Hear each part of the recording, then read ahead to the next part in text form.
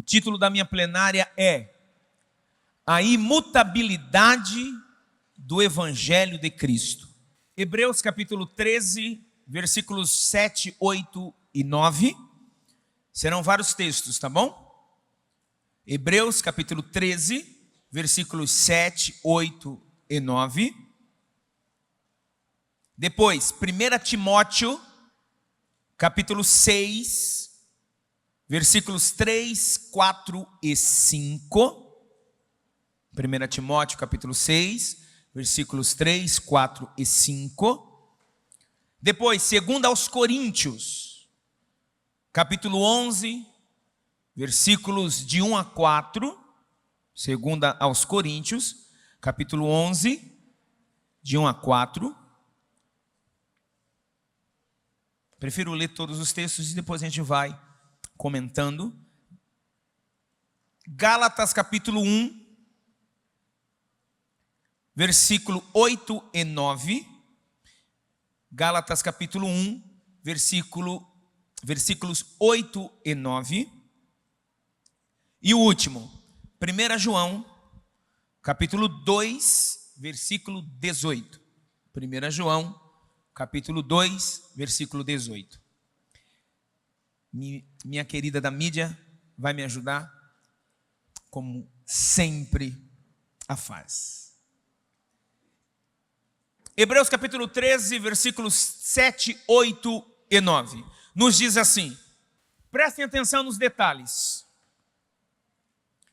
Não sou o pastor Luiz Fernando, mas vou parafraseá-lo. Coloca o cinto de segurança, porque a minha plenária é muito pesada. É muito pesada. Lembre-se dos seus líderes que transmitiram a palavra de Deus a vocês. Observem bem o resultado da vida que tiveram e imitem a sua fé. Jesus Cristo é o mesmo ontem, hoje e para sempre. Não se deixem levar pelos diversos ensinos estranhos.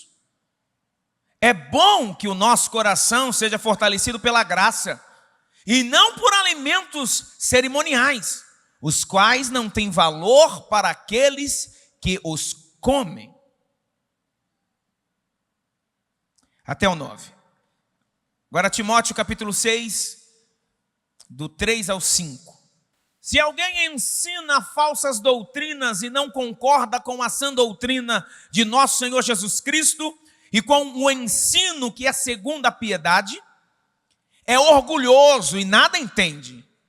Esse tal mostra um interesse doentio por controvérsias e contendas acerca de palavras, que resultam em inveja, brigas, difamações, suspeitas malignas e atritos constantes entre aqueles que têm a mente corrompida e que são privados da verdade, os quais pensam que a piedade é fonte de lucro.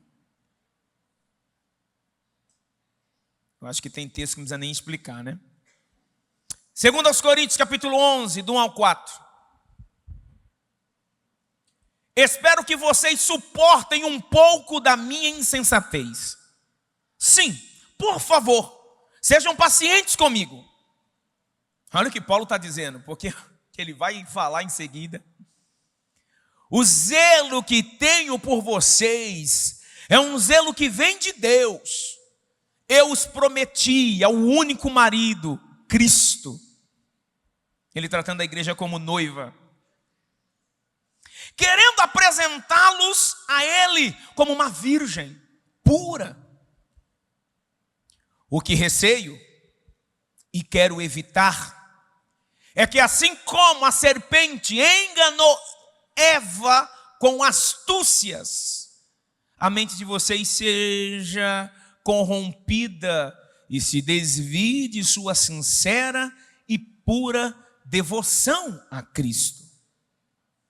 Pois, se alguém tem pregado a vocês um Jesus que não é aquele que pregamos, ou se vocês acolhem um espírito diferente do que acolheram, ou um evangelho diferente do que aceitaram, vocês o toleram com facilidade.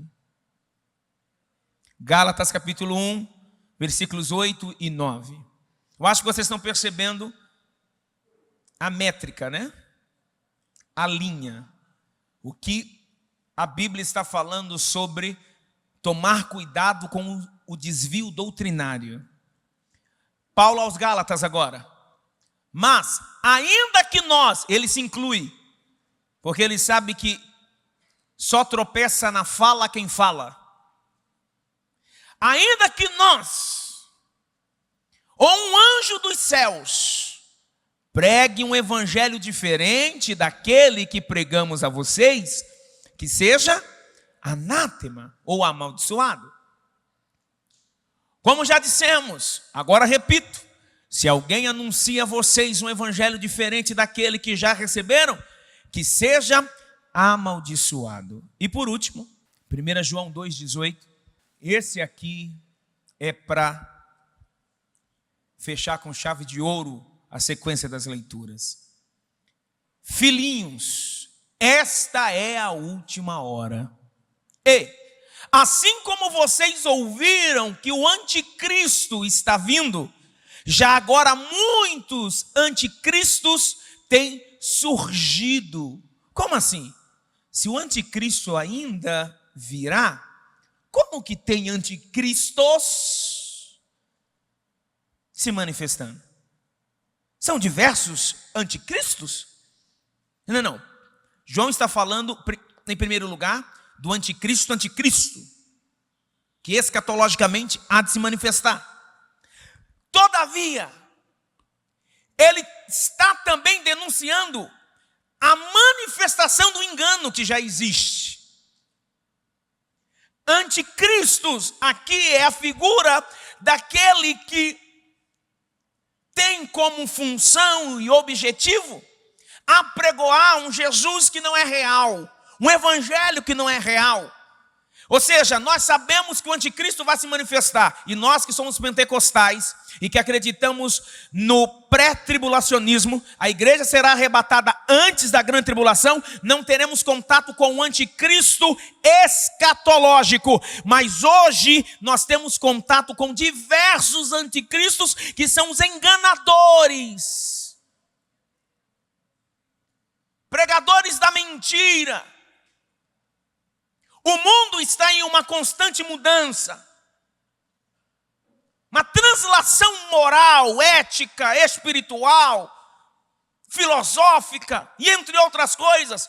E este espírito do anticristo se manifestando, e o pior, alterando o que nós acreditamos pela palavra. Aí ele continua dizendo, e ele finaliza esse versículo 18, e só aquele que de fato teme ao Senhor entende essa última frase. Por isso sabemos que esta é a última hora. Nós estamos vivendo a última hora da igreja. Olha, alguém pode não pregar sobre o arrebatamento, pode esquecer esse assunto. Podemos até discutir algumas linhas de raciocínios, algumas linhas teológicas, não importa. O que importa é que a segunda vinda do Senhor Jesus, ela é real. Estamos na última hora. Pastor, como que eu sei que estou vivendo a última hora? Que eu estou na última hora? Atos dos Apóstolos, capítulo 2, quando Pedro vai trazer o seu discurso juntamente com os 11. Muita gente fala que só Pedro se levanta, é só falta de uma leitura bíblica. O texto diz que Pedro se levanta juntamente com os 11. A gente dá um poder, até na Bíblia a gente dá poder a uma pessoa. E sendo que a Bíblia diz que Pedro se levantou com os 11. E no seu discurso ele vai dizer o seguinte: eu sei que vocês estão admirados, vocês estão imaginando que a galera aqui está embriagada, sendo essa hora do dia. Mas sabe o que está acontecendo? Eles não estão embriagados. Está se cumprindo uma promessa que veio por intermédio do profeta Joel, dizendo que nos últimos dias, diz Deus. Então quer dizer que desde o momento da existência, do período, do início da igreja primitiva, estamos vivendo os últimos dias? Sim. Os últimos dias é uma verdade que se vive desde a igreja primitiva. Pedro afirmou: isso que está acontecendo aqui é a inauguração do último período da igreja. E antes que eu continue a minha plenária, eu quero te dizer, é possível que eu nem consiga terminar a minha fala e a igreja ouvir o soar da trombeta de Deus e desse reciclar, e nós vamos parar lá. Porque os últimos dias já começaram desde a descida do Espírito Santo. Por que cada vez mais o diabo se levanta para enganar os escolhidos? Porque cada vez mais ele usa estratégias gigantescas, estratégias perfeitas, estratégias totalmente poderosas, não para afastar o ímpio daqui, é para tirar o salvo daqui. O diabo mudou a estratégia. O diabo não está preocupado com os que estão lá fora, porque ele subentende que os que estão lá fora estão debaixo do pecado original e estão condenados, conforme João capítulo 3, que diz que quem não crê já está condenado. Qual é o objetivo do diabo? É tirar eu e você daqui, com mentiras, com ensinamentos errôneos, chamando de equívoco o que a Bíblia chama de pecado. E eu quero, por causa do tempo, fazer uma releitura sobre... Eu separei mais, mas eu quero falar somente duas coisas que precisamos rever. Alguns princípios inegociáveis que, ainda que o mundo esteja em constante mudança, nós não podemos mudar. Vou repetir, precisamos rever alguns princípios inegociáveis, ainda que o mundo esteja em constante mudança, nós não podemos permitir que a doutrina se altere. O mundo pode se alterar. E outra coisa, eu deixei claro no anúncio do Reciclai: o evangelho não muda, a palavra não muda, a comunicação, a forma, a linguagem, ela se atualiza, mas o evangelho é o mesmo. Por quê? Porque Jesus é o mesmo ontem, hoje e eternamente. E como eu abri o Reciclai hoje, passarão céu e terra, mas as minhas palavras não passarão. Aleluia! Não chamemos de equívoco aquilo que a Bíblia chama de pecado.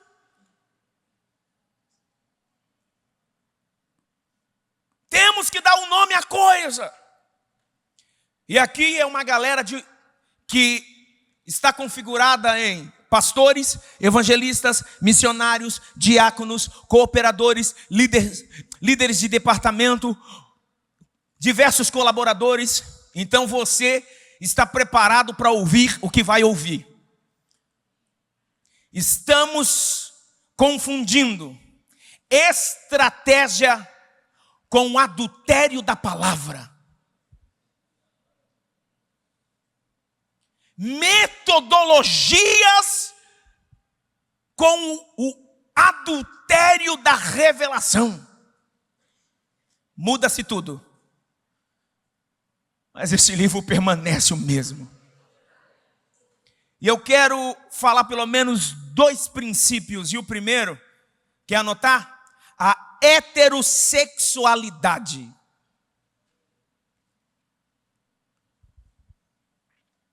Precisamos rever esse ponto na igreja. Nunca tivemos uma crescente de tantas igrejas contemporâneas como nós estamos vendo nos dias de hoje. Encontros de casais homoafetivos.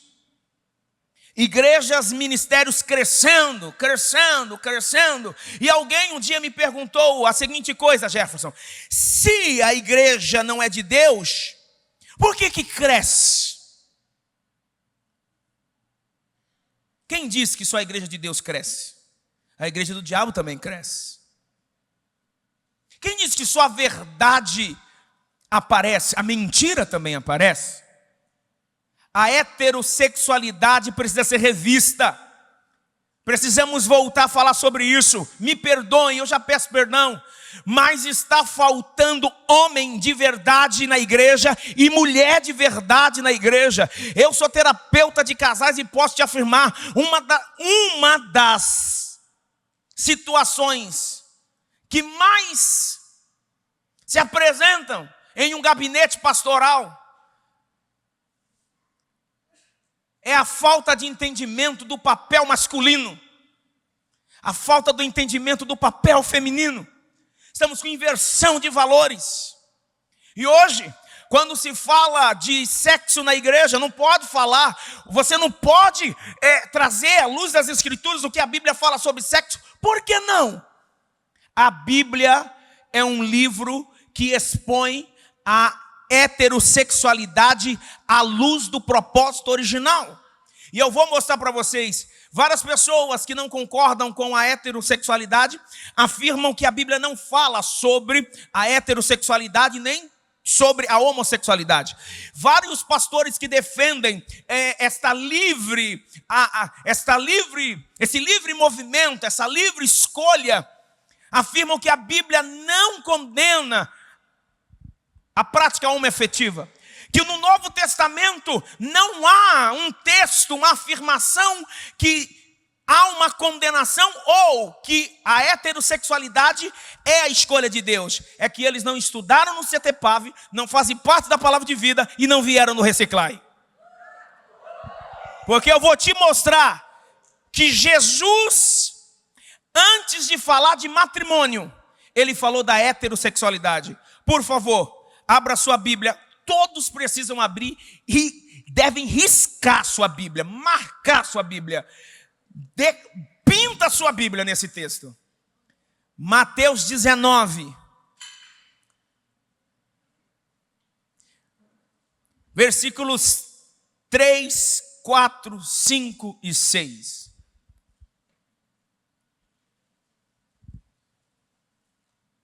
Esse barulho de página é muito bom. Nós pastores amamos, né? Esse barulhinho de página.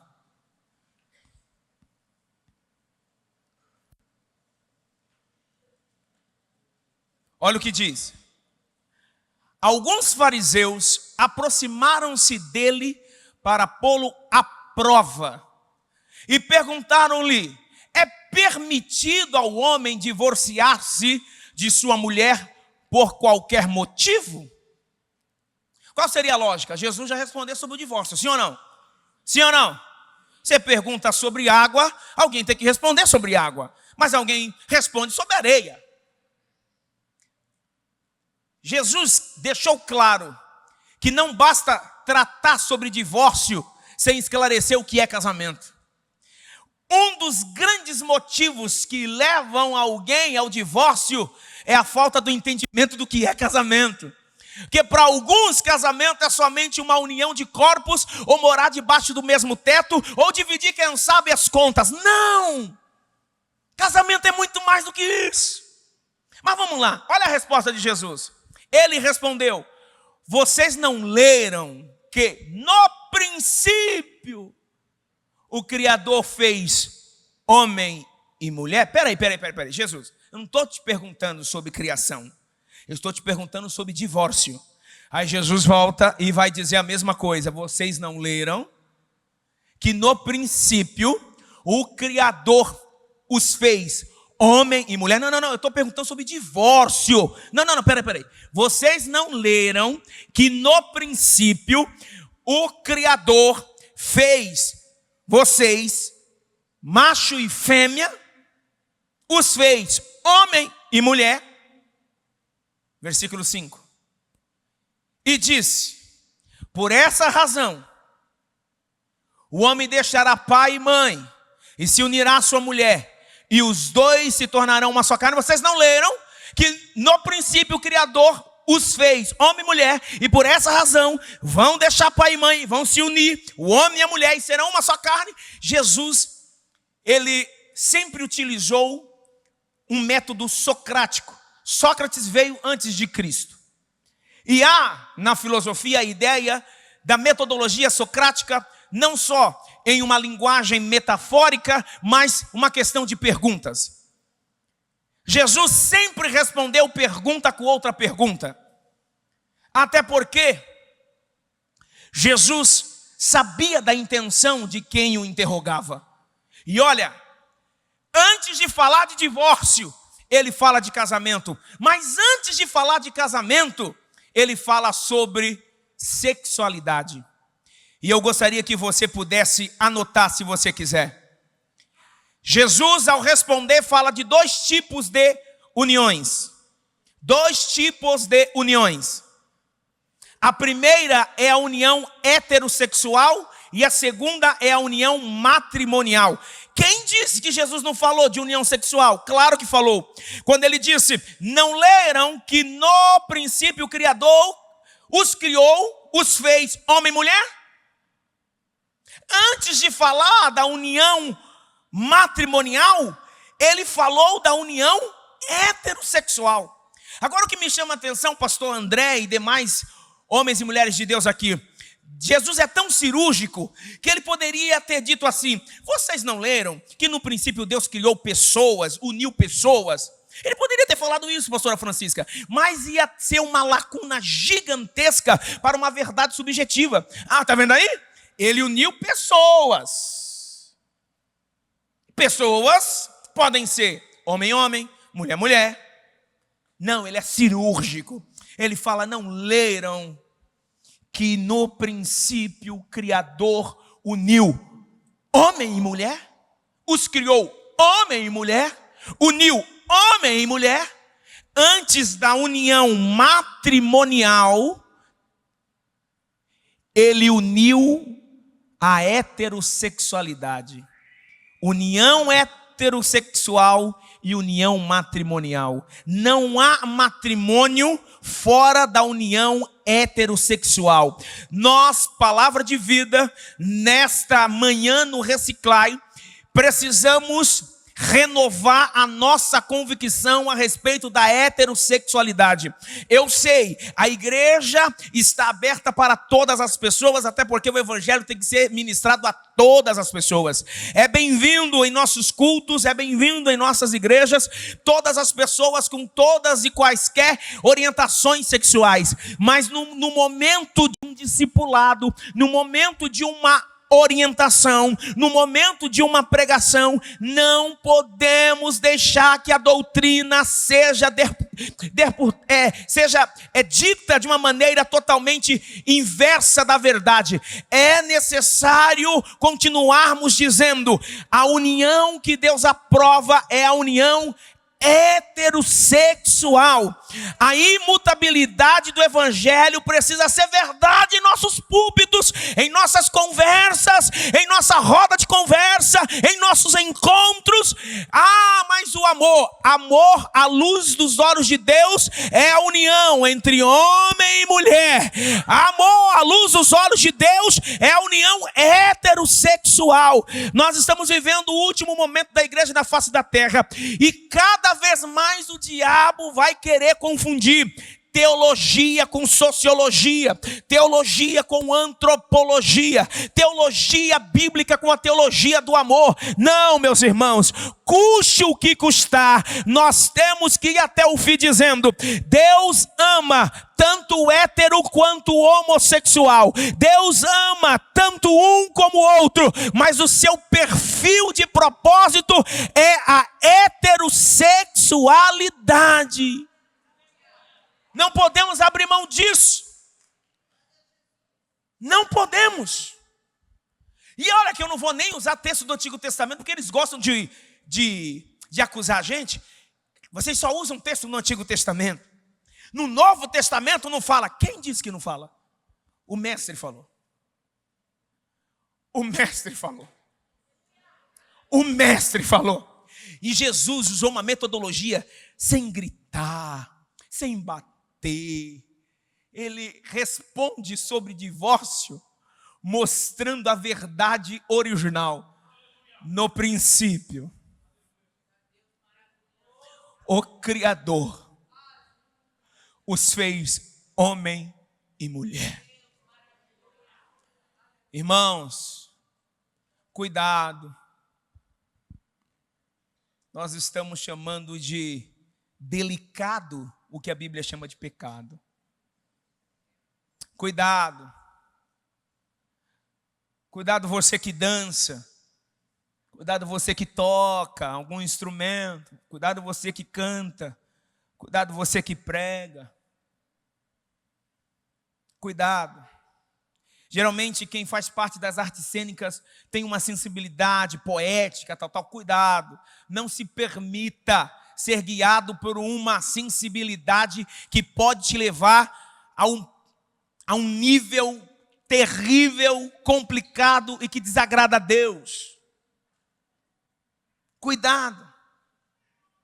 Muito cuidado. Antes da união matrimonial, ele afirmou a união heterossexual. Aí depois ele vai dizer, deixará pai e mãe, vai se unir com a sua mulher, casamento.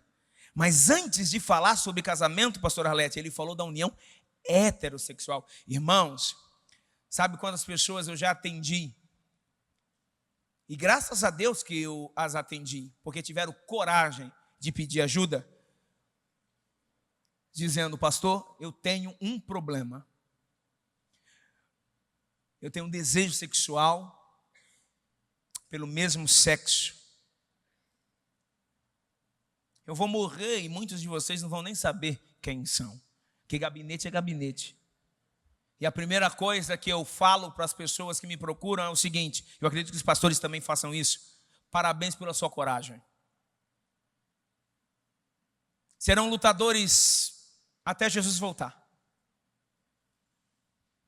Mas ainda que a luta seja até Jesus voltar, vale a pena. Porque aqui na terra é só um período, com Ele é a eternidade.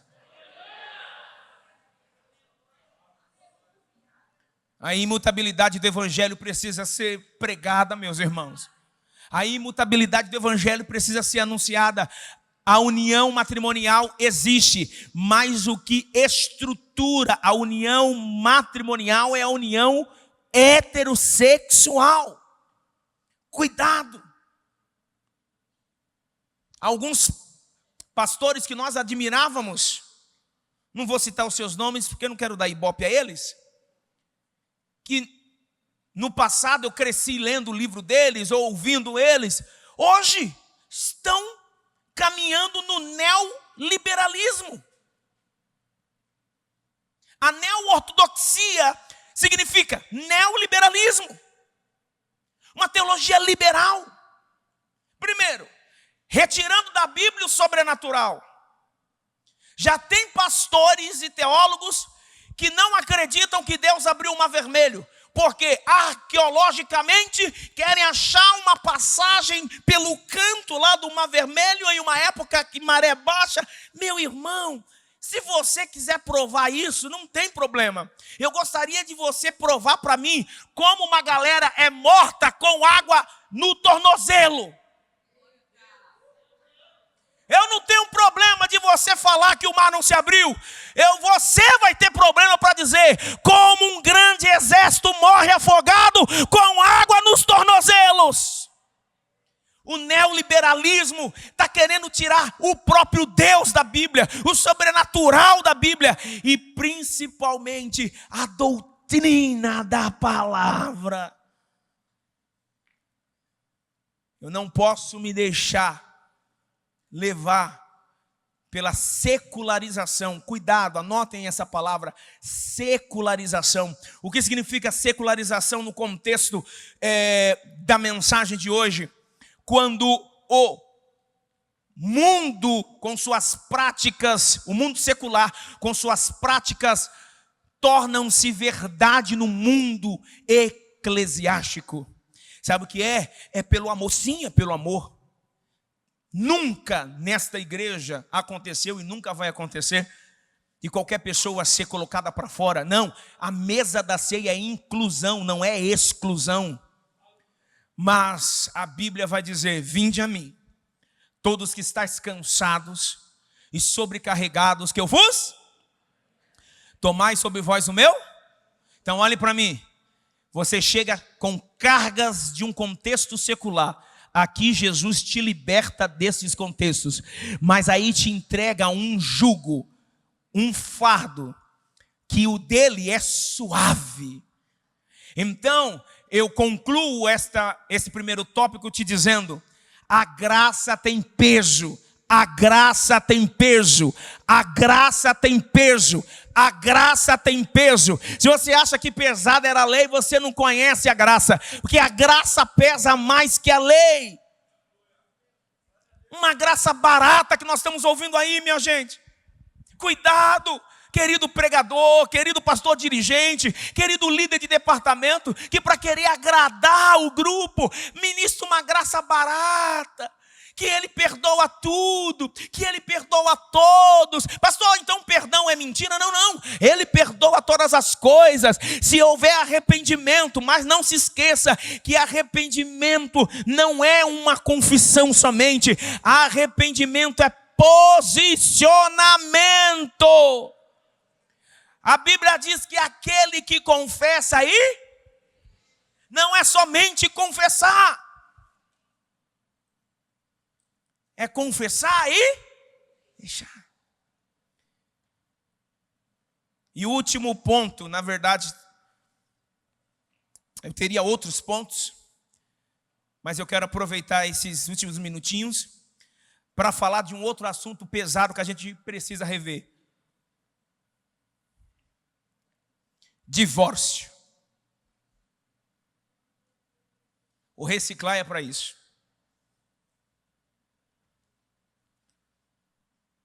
Casamento sem ruptura é o propósito eterno do Pai. No mesmo texto que eu li, Jesus disse: deixará pai e mãe, se unirá à sua mulher, e serão ambos uma só carne. Aí agora ele vai responder sobre o divórcio. Ele vai dizer: no princípio não era assim. Os fariseus queriam colocar Jesus contra Moisés. Vocês conhecem o texto. E muito mais do que colocar Jesus contra Moisés, os fariseus queriam que Jesus se colocasse contra Herodes, porque o governo e o local onde Jesus estava, quem dominava era Herodes. E Herodes já estava no seu, sei lá quantos casamentos, uma união péssima, um casamento péssimo. E se Jesus fala alguma coisa que ferisse Herodes, ali ele seria preso. Mas naquele momento não era a hora da crucificação. Eles montam uma cilada e Jesus, que é muito inteligente, muito esperto, ele vai dizer assim: não, ele não se coloca contra Moisés, ele não se coloca contra Herodes, ele só responde assim: então, no princípio não era assim, mas pela dureza do coração, Moisés liberou, deu a carta de divórcio. Então eu quero dizer para vocês algumas verdades bíblicas. A primeira: divórcio não é mandamento. Divórcio não é mandamento. Divórcio é permissão. Divórcio não é mandamento. Divórcio é permissão. Houve uma permissão por parte de Deus para que Moisés pudesse dar a carta de divórcio. E Jesus vai dizer: por causa da dureza do coração. Agora, preciso, Senhor, dá-me graça, porque o horário é perturbador. Preciso que você entenda. A questão do divórcio só entrou em pauta pós-pecado. Então entenda que o divórcio nunca é saída de bênção, porque ele, primeiro, não nasceu no céu, nasceu na terra. Não é propósito de Deus, é a escolha do homem. E a sua manifestação se deu pós-pecado. Deus libera, não vou entrar no mérito porque eu precisava de muito tempo. Havia um aspecto sociológico. Os homens, na época de Moisés, abusavam das mulheres. Essa é a grande verdade. A carta de divórcio foi quase uma proteção para as mulheres. Essa é uma grande verdade. Então, divórcio não é mandamento, divórcio é permissão. Divórcio é permissão. Por quê, pastor? Porque o casamento deve ser indissolúvel. Casamento para toda a vida. E nós estamos vivendo uma crise. Nunca tivemos tantos pastores, obreiros, membros no segundo ou terceiro casamento.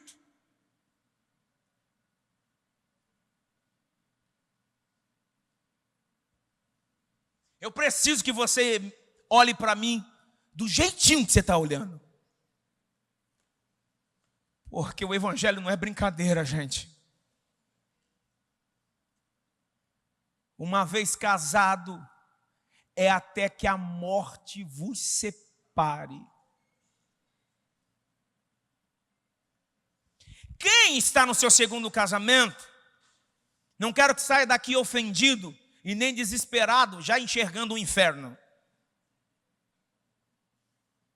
Eu vou te mostrar uma saída. Mas você que está casado, ou você que vai se casar, renove a consciência que casamento é um só. Por isso você que ainda não está casado, está namorando, ou está noivo, ou ainda vai casar, preste atenção no que eu vou te falar. Pensa 1000 vezes antes de dizer sim. Porque o teu sim na terra é aceito por Deus no céu. E Ele não apaga o sim que você disse na terra. A gente gosta, tudo que o homem ligar na terra é ligado no céu, quando se trata de bênção. Mas quando se trata de responsabilidade, tudo que eu liguei, mas desisti, Deus desliga no céu. Não. Não. O problema é que nós estamos tratando o casamento como algo descartável. Cada pastor atende um casal, cada caso é um caso. Não seja menino, seja adulto, seja maduro, para entender o que eu estou falando. Cada caso é um caso, cada situação é uma situação. Mas nós estamos vivendo um momento onde o divórcio se tornou opção para crente. Divórcio não é opção. Divórcio não é algo que agrada o Senhor. Muito pelo contrário, a Bíblia vai dizer que Deus abomina o divórcio. E agora segura aí que eu vou terminar. A Bíblia libera o divórcio? Permite o divórcio? Sim. Mas permite somente em 2 situações e estão claras na Bíblia. Qualquer situação fora dessa, você estará em pecado. E não sou eu que estou falando, é a Bíblia. Irmãos, chegou a hora. Última hora da igreja. Ou a gente anda na palavra, ou vamos nos decepcionar quando a trombeta tocar. O evangelho, meu irmão, ele é imutável. Jesus vai deixar claro que o divórcio só é permitido em 2 situações. A primeira situação, infidelidade conjugal. Mateus 19, 9. Infidelidade conjugal. E o segundo motivo, completo abandono. 1 aos Coríntios 7, versículo 15.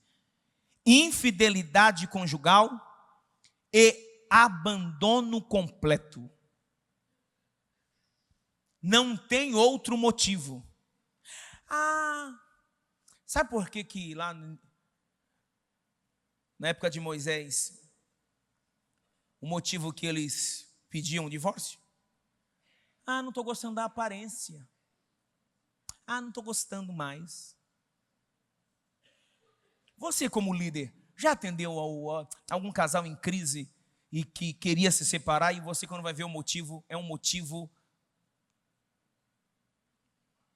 banal? A Bíblia só dá 2 motivos para divórcio: ou infidelidade ou abandono. Vamos entender? infidelidade, em primeiro lugar, fala de questão de traição. Um dos cônjuges se deitou com uma pessoa que não é a sua parceira, o seu parceiro. Mas, quando se trata de adultério, não é só na questão de infidelidade sexual. Tudo que adultera o princípio do casamento, tudo que adultera o plano original do casamento, é visto por Deus como adultério. Adultério da confiança,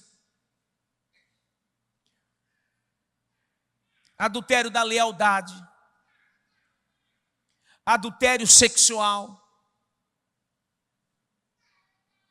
A infidelidade no matrimônio dá permissão, não mostra um direito e nem um mandamento. Mas a Bíblia vai dizer que o Evangelho expõe uma das suas maiores características. E qual é? Perdão. Nós estamos pegando aquilo que a Bíblia apresenta como possibilidade, no sentido de liberação, para justificar as nossas decisões. Pastores, me corrijam, por favor, líderes, me corrijam ou concordem comigo. Deixa eu te dizer, eu tenho constatado, e eu converso muito com o pastor Claudionor e a pastora Deise, que um dos grandes problemas dos casais que nós atendemos que estão com crise é a ausência do Evangelho. E você fala do perdão, a pessoa não aceita. Espera aí, você está falando com o crente a respeito do perdão. Você está falando com alguém que foi lavado e remido pelo sangue de Jesus, que está na igreja há anos, e quando você vai falar assim, olha, eu sei que aconteceu, eu sei que a pessoa feriu você, eu sei que a pessoa foi desleal, eu sei que a pessoa foi infiel, mas você tem um poder para mudar essa situação. Qual é o poder? Perdão. Por que a gente não fala de perdão em uma infidelidade sexual? Porque por causa de uma infidelidade sexual, a primeira decisão é, vou me separar. Onde fica o perdão? Há uma liberação? Há uma liberação. Mas muito mais do que uma liberação, há o poder do perdão. Com isso, eu estou falando para obreiros, temos que pregar sobre o perdão matrimonial. Temos que incentivar o perdão matrimonial. Temos que incentivar, temos que dizer sim, eu sei o que você está sofrendo, eu acredito na tua dor, mas se você veio aqui abrir teu coração, eu sou teu pastor, sou tua pastora, sou o teu líder, deixa eu ministrar algo na tua vida. O que você vai ministrar? Vai me dar um número do advogado? Não, eu vou dobrar os meus joelhos com você. Nós vamos buscar em Deus a capacidade, a força, o refrigério, para que Ele te fortaleça, te dê a capacidade para perdoar. O grande problema é que nós falamos de perdão, mas quando se trata de infidelidade, a gente não quer perdoar. Ou a gente traz aquela ideia, eu perdoo, mas longe de mim. E a última ocorrência, abandono total. O que seria abandono total? Você é crente, minha irmã, e seu marido simplesmente disse assim, e ele não é crente, e ele simplesmente disse assim, não quero mais você, ou eu, ou teu Senhor, eu vou embora, e ele te deixou, você tem permissão para se divorciar e ter um segundo casamento. Se não for por isso, não tem permissão. Simples assim.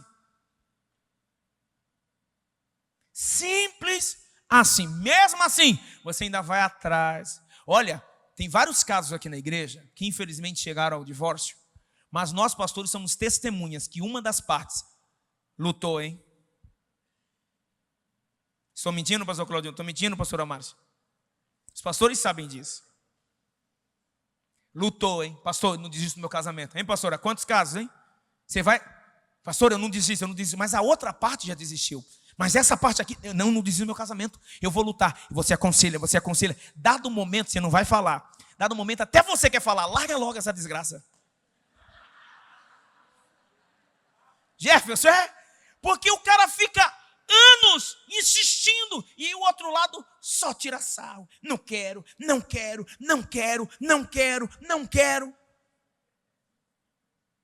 Mas a gente não fala. Aí vai um conselho aqui, de um conselheiro de casais, de um terapeuta de casais. Nunca aconselhe ninguém a se separar.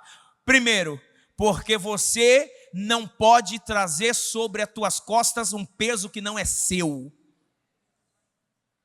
Amanhã a pessoa vai dizer assim, eu me separei porque o Jefferson disse que eu poderia me separar. Olha o Jefferson andando pesado com o peso de uma decisão que não tinha nada a ver.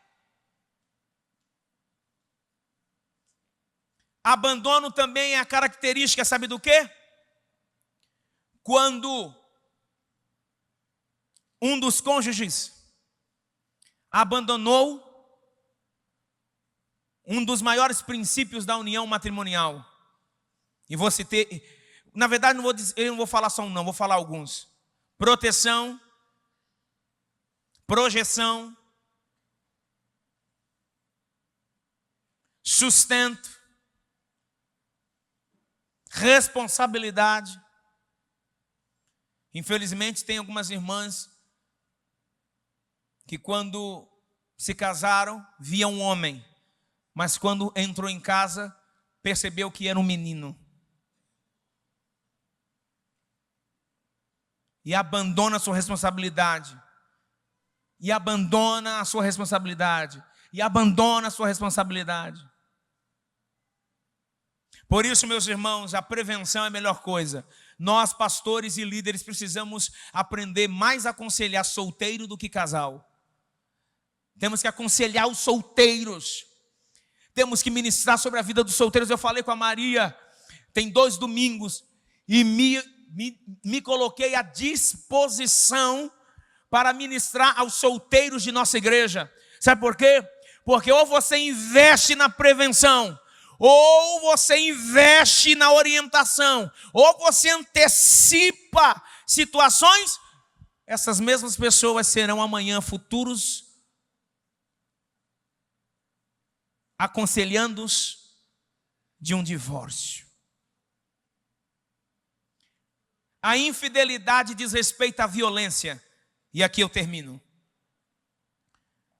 Já aconteceu de eu atender no gabinete, a pessoa chegando cheia de maquiagem, e você percebe que aquela maquiagem está exagerada. Por quê? Recebeu um pedala Robinho.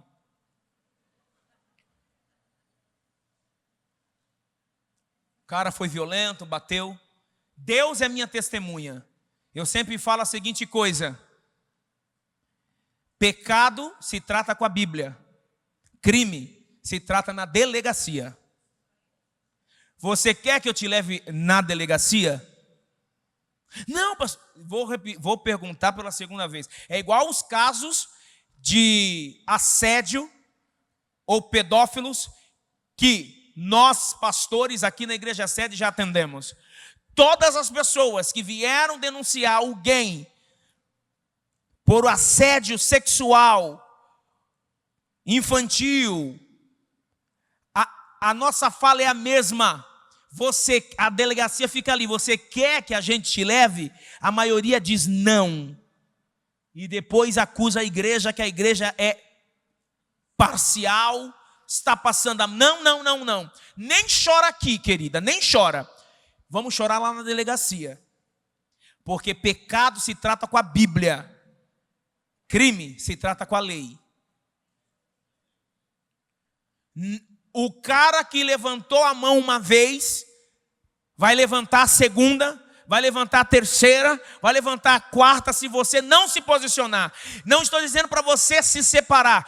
Vai permanecer casado porque você ama teu marido e teu marido, propriamente dito, te ama. Mas ele vai ter que entender que se ele ousar novamente, você voltará na delegacia. Porque senão, meus irmãos, é glória a Deus aqui, é fogo, é poder, é avivamento, e chega lá fora, chega em casa, é espancamento. Temos que rever o que é família, temos que rever. O mundo está em constante mudança, pastor Ruperita, mas a palavra não muda. Eu não vou pedir perdão no sentido que se você concorda ou não. Nem eu queria concordar com o que eu estou acabando de falar, mas é o que a Bíblia diz, não é o que eu concordo ou deixo de concordar. A Bíblia só dá 2 tipos de motivos para divórcio: infidelidade e abandono. Passou disso, quem o faz está em pecado.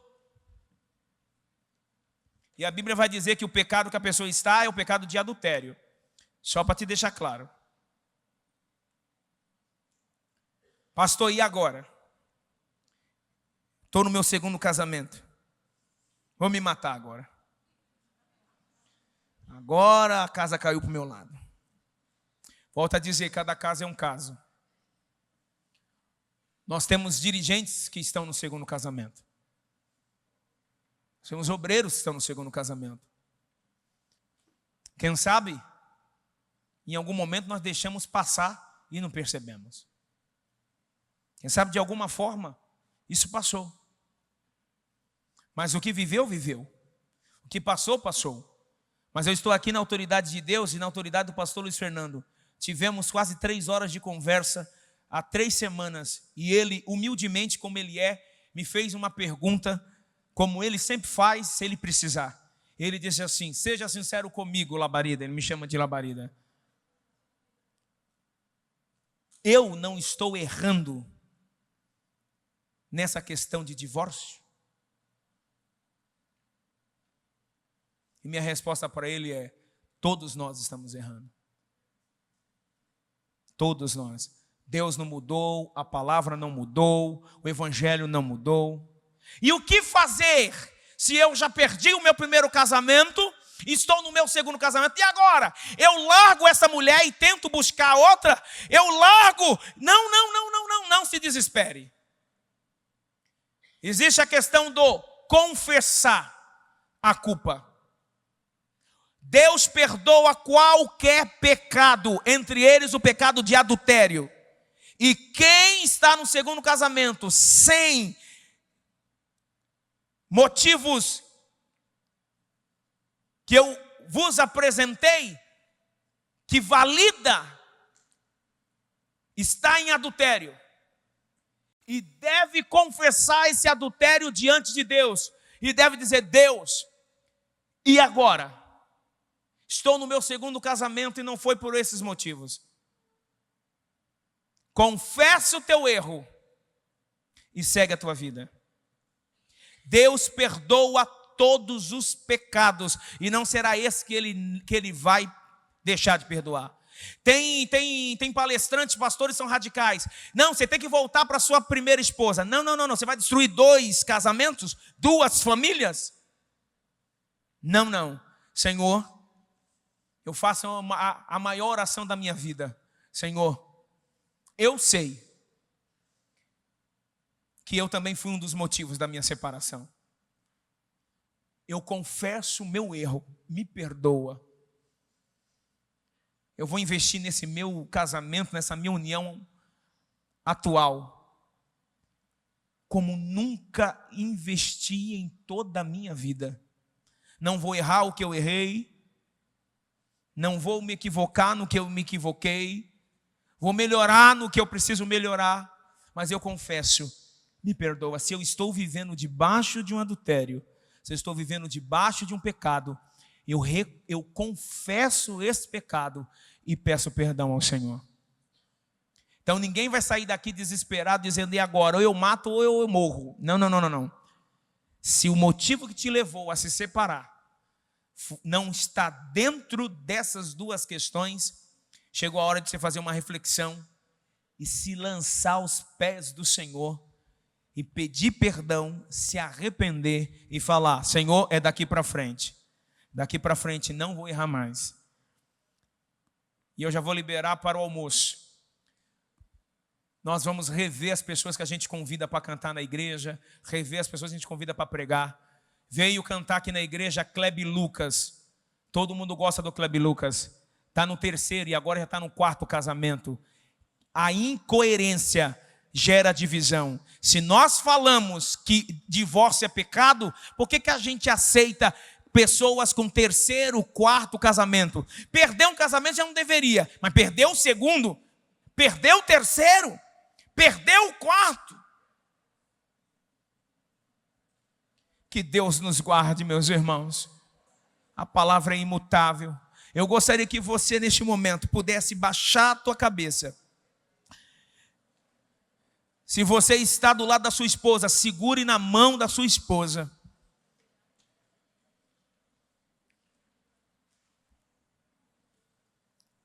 Ó Deus. Ó Deus, esta oração é uma oração de humilhação, Senhor. Uma oração, Senhor, de pedido de perdão, Senhor. Se de alguma maneira nós estamos descumprindo o que o Senhor nos ensinou pela palavra, Senhor, eu quero me unir aos meus irmãos, repreender o espírito de divórcio, o espírito de separação. Ah, Senhor, falar a verdade ainda é obrigação da igreja, obrigação dos pastores. Ó Deus eterno, nos perdoa se por algum motivo temos gerado em nossa aliança rupturas, temos gerado em nossas vidas rupturas. Tenha misericórdia de nós, ó Senhor. Restaura matrimônios, restaura famílias. Não permita, Senhor, que o nosso coração endurecido justifique o rompimento, melhor dizendo, a ruptura de nossa união matrimonial, Senhor. E agora eu quero interceder pelos meus irmãos que por algum motivo, infelizmente, se separaram. Estão separados ou estão no 2º casamento. Pai, derrama sobre nós o bálsamo da misericórdia. Agora é você, meu irmão. Senhor, se porventura quem um dia se separou e não foi pelos motivos que na Bíblia registrados estão, Pai, nós nos arrependemos, Senhor. Confessamos que a dureza do nosso coração, quem sabe, o nosso comportamento, quem sabe, nossas escolhas, quem sabe, de uma maneira equivocada, de uma maneira, Senhor, errônea, nos levou a um caminho que não agradou o teu coração, Senhor.